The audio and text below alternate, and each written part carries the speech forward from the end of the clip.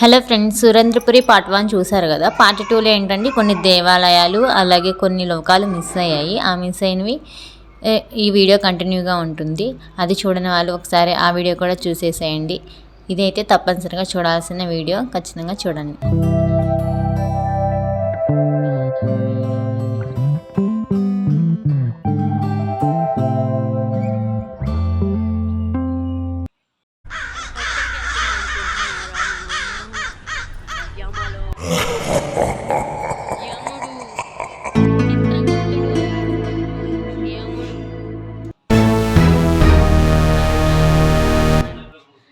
యమలోకం యమదూత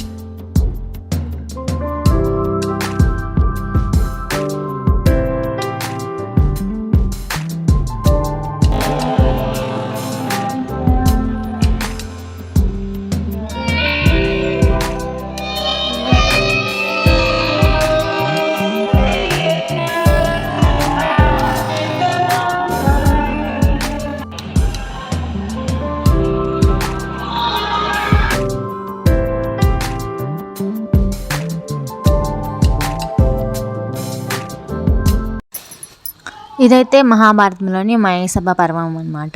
ఈ సభలో ఏంటంటే చాలా అద్భుతంగా అన్ని అద్దాలతో నిర్మించిన మేడ అనమాట.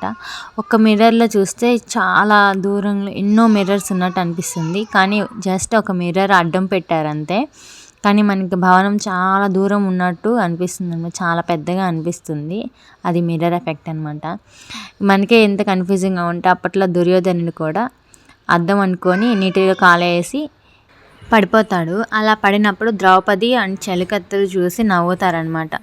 అది తనకు అవమానంగా భావించి ద్రౌపదిని ఎలాగైనా అవమానించాలని పగపట్టి ఈ కురుక్షేత్ర యుద్ధానికి దారితీస్తాడు దుర్యోధనుడు.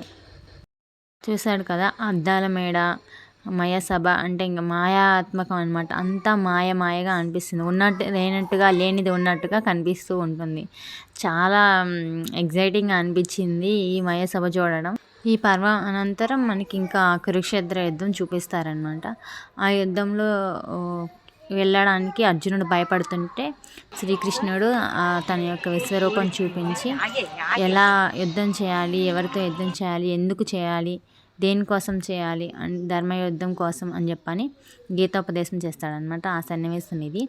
తర్వాత యుద్ధం మొదలైన తర్వాత ఒక్కొక్కరుగా చనిపోతూ ఉంటారు. అలా చనిపోయిన వాళ్ళలో భీష్ముడు ఇక్కడ చూపించారు. భీష్ముడు అంపశయ్య మీద పడుకోవడం అనమాట. ఆయన చనిపోవాలనుకున్నప్పుడే చనిపోతాడు కాబట్టి అలా అంపశయ్య మీద పడుకోబెడతారు. ఆ తర్వాత దుశ్శాసనుడిని భీముడు చంపేసి ఆ గుండెలను చీల్చి రక్తం తీసి ద్రౌపదికి ఆ తలకి పూస్తాడనమాట. అది ద్రౌపది కోరిన వరం అనమాట. అలాగే శపథం చేస్తాడు భీముడు కూడా, దుశ్శాసనుని యొక్క రక్తంతో ద్రౌపది తలని తడుపుతారని ఆ శపథాన్ని అయితే నెరవేరుస్తాడు. ఇలాగ ఒకరి తర్వాత ఒకరు అందరూ